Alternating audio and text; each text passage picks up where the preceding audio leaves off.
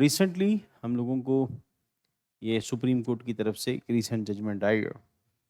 हम लोग मुंशी प्रेमचंद की कहानी पढ़ते हैं और मुंशी प्रेमचंद की कहानी है पंच परमेश्वर। इंडिया में जब तक ऑफिशियल जुडिशियल सिस्टम एस्टेब्लिश नहीं था, या ये कहो कि जब आम लोगों के लिए राजा के दरबार तक पहुंचना मुश्किल होता था, यहाँ जब ब्रिटिश पीरियड था जहाँ पे जस्टिस बहुत कॉम्प्लेक्स काम था, गरीब आदमी के लिए नहीं होता था, उस टाइम पर गाँव देहात के झगड़े जो हैं, गाँव की पंचायतें पंच परमेश्वर मिलके उन डिस्प्यूट्स को सेटलमेंट करते थे।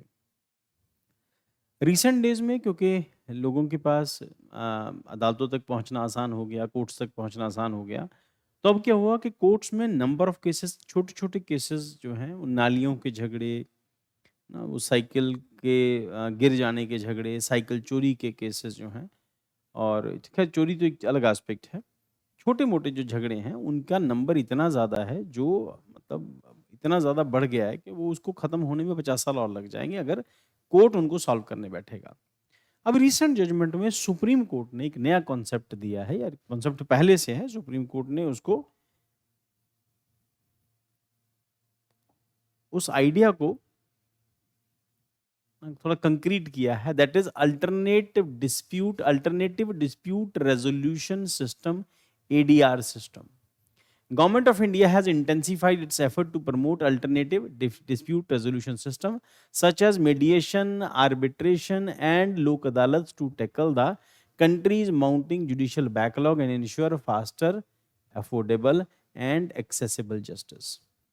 तो बेटर है कि आप कोर्ट तक पहुंचो छोटे-छोटे केसेस के लिए, जिसको 2 लोग, 4 लोग घर के सियाने बैठ के भी, मोहल्ले के सियाने लोग बैठ के, गाँव के सियाने लोग बैठ के सॉल्व कर सकते हैं उन केसेस को, जिनको लोक अदालतें छोटे लेवल के ऊपर पहुँच के, ग्राम पंचायत जो हैं, ग्राम न्यायालय, इन सब केसेस को, डिस्प्यूट्स को सॉल्व कर सकते हैं, क्योंकि इनकी इनकी वैल्यू, मॉनेटरी वैल्यू या एज़ अ जुडिशरी इसकी वैल्यू बहुत छोटी है। तो इस करके इन केसेस को रिज़ॉल्व किया जा सकता है गाँव के अंदर। वो जिसको कहते हैं वो बँट बनने का जो मुकदमा है, जो मेंड होती है, 2 खेतों के बीच की जो लाइन होती है, उनके उनके छोटे-छोटे केसेस हैं जिनको रिज़ॉल्व किया जा सकता है। 2 लोग सियाने लोगों को बिठा के, थोड़े समझदार लोगों को, काउंसलर्स को बिठा के, साइकियाट्रिस्ट को बिठा के रिज़ॉल्व किए जा सकते हैं। वो भी मामले जो हैं कोर्ट में पेंडिंग हैं। अभी तो गवर्नमेंट ऑफ इंडिया ये कोशिश कर रही है कि अदालतों के ऊपर थोड़ा-सा, कोर्ट्स के ऊपर बर्डन थोड़ा-सा कम हो जाए। Indian judiciary is currently burdened over 4.5 crore pending cases. 4.5 crore pending cases हैं according to the national judicial data grid, NJDG. The ever-growing pendency has raised concern over the timeless efficiency and accessibility of justice. अब that is the problem कि जिसको justice सही में required है, वो बेचारे जो हैं वो लंबे टाइम से कोर्ट के चक्कर काट रहे हैं। उसमें से कई सारे लोग ऐसे हैं जिनके ऊपर अभी तक चार्जशीट भी फाइल नहीं हुई, छोटे-छोटे केसेस के अंदर जेल में बंद हैं, कोर्ट के पास टाइम नहीं है उनके केसेस सुनने का, 4-4, 6-6 महीने तक ट्रायल शुरू नहीं होता। There are so many things, है ना? To address this, the union law minister promoting ADR, union law minister, sorry मैंने आपको पहले सुप्रीम कोर्ट कह दिया था, union law minister, ADR mechanism that combine traditional community based resolution system with modern legal framework.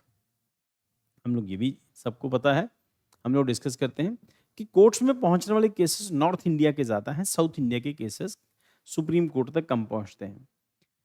पर छोटे cases में जो लोअर कोर्ट्स हैं, उनमें केसेस का नंबर बहुत ज़्यादा है, और छोटे-छोटे बहुत जो पेटी वैल्यू है उसके केसेस हैं। तो जिन केसेस को रिज़ॉल्व किया जा सकता है, उनके लिए कई सारे और मैकेनिज़्म डेवलप करके उसको खत्म किया जाना चाहिए। Government's recent statement draw inspiration from the India's civilizational and ethos, particularly the Panch Parameshwar doctrine, which embodies collective and consensus-based conflict resolution. Concept of constitutional basis in ADR. Alternative dispute resolution encompasses a variety of non-judicial methods such as arbitration, conciliation, and mediation, negotiation, and lok adalats enabling parties to settle disputes outside formal courts. The constitutional mandate for the ADR lies in Article 39A के अंदर ये provision mentioned है, which directs the state to ensure equal access to justice provided free legal aid assistance. तो जहाँ तक हो सके सरकारों की जिम्मेवारी है कि वो लोगों को फ्री लीगल एड जो है उसका असिस्टेंस अवेलेबल कराए। Next, section 89 of Indian procedural code. अब ये वाले जो क्वेश्चंस हैं, ये जो फैक्ट्स हैं आपको कहाँ काम आएंगे, ये फैक्ट काम आपको आएंगे मेंस के सेक्शन में, ठीक है। प्रीलिम के सेक्शन में ऐसा कोई क्वेश्चन आपसे पूछे जाने वाला है नहीं, और क्योंकि ये जो क्वेश्चन है, ये जो टॉपिक है, ये स्पेसिफिकली यूपीएससी का है, जो छोटे एग्जाम्स, वनडे एग्जाम्स में उसमें ये टॉपिक नहीं आएगा। सेक्शन 89, हाँ इंटरव्यूज में ये पूछा जा सकता है। Section 89 of Indian procedure code CPC 1908 empower courts to refer disputes for the resolution through ADR methods. The Arbitration and Conciliation Act 1996, amended several times including 2021, provide the statutory framework for arbitration and conciliation. The Arbitration Council of India, established under 2021 amendment, aims to improve institutional arbitration quality and ensure standardized procedure. Under the provisions, many civil and compoundable criminal cases can be settled within 180 days, making justice more time effective. सो इन सब provisions के accordingly section 89 है, arbitration conciliation act 1996 है, arbitration council of India established under 2021 aims to improve institutional arbitration quality and ensure standardised procedure. अब इन सब का क्या कहना है कि criminal cases can be settled within 180 days, making justice more time efficient. तो कहा जाता है जस्टिस डिनेड मतलब जस्टिस डिनाइड। गुड इवनिंग बेटा। And Lok Adalat people court, Lok Adalat, introduced under the Legal Service Authority Act 1987, present one of the most effective ADR tool in India.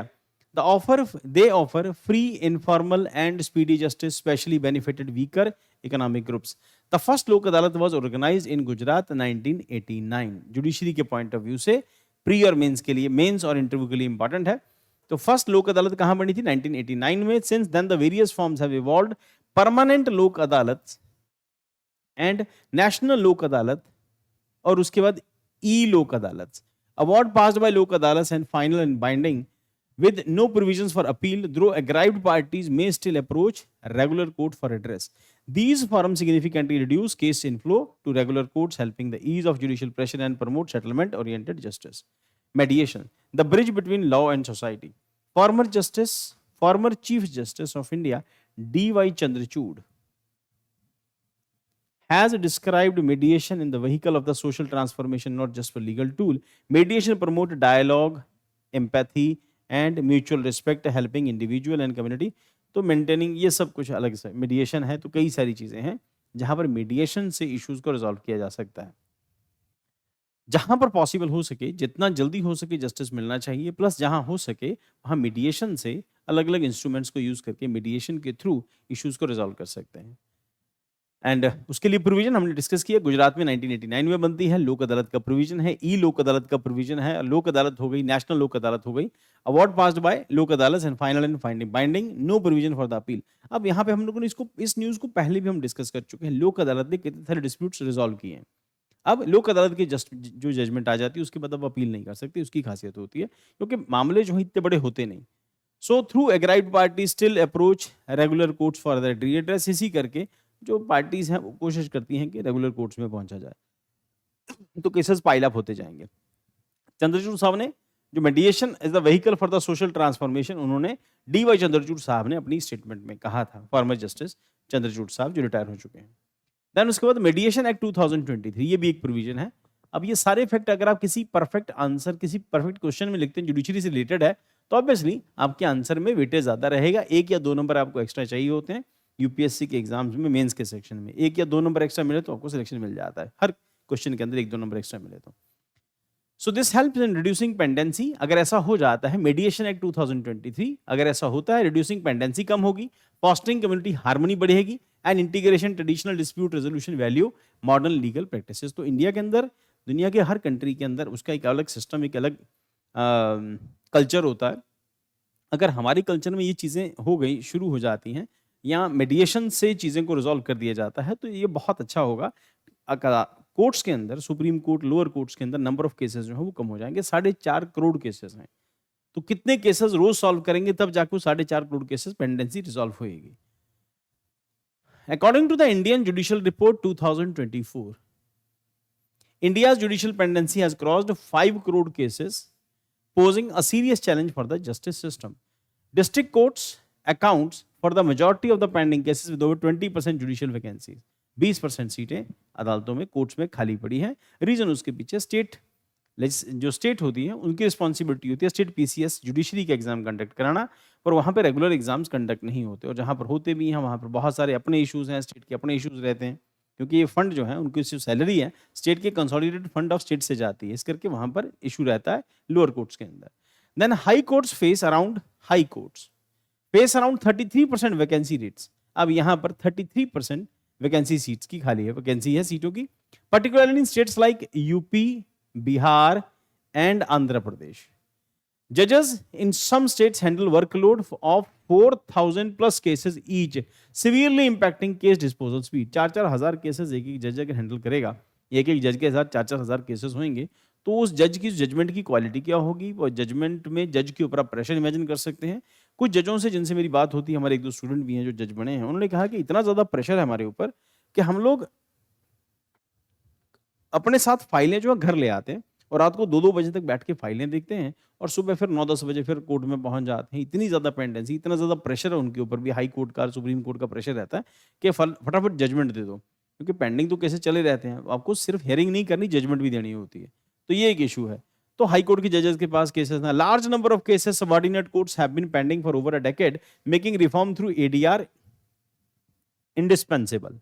Reducing case pendency. ADR help in filter out manageable civil court commercial and disputes, allowing courts to focus on complex serious cases and ensuring access to inclusivity, boosting investors confidence. तो ये सब चीजें होंगी अगर ये plan successful हो जाता है, या फिर लोक अदालतों को या फिर जो छोटे लेवल की अदालतें हैं उनको रिजॉल्व कर देती हैं। लोक अदालत हुआ, ई अदालत हुआ, ई कोर्ट हुआ, तो ये सब कुछ। Conclusion, the promotion of ADR mechanism make a shift towards speedy, inclusive and particularly justice participatory justice, may blending India's traditional consensus based practices and modern legal system. The government aims to restore public trust in judiciary and reduce the staggering backlog of cases. Strengthening ADR is just thus not only a matter of judicial efficiency but also a step towards social justice and governance.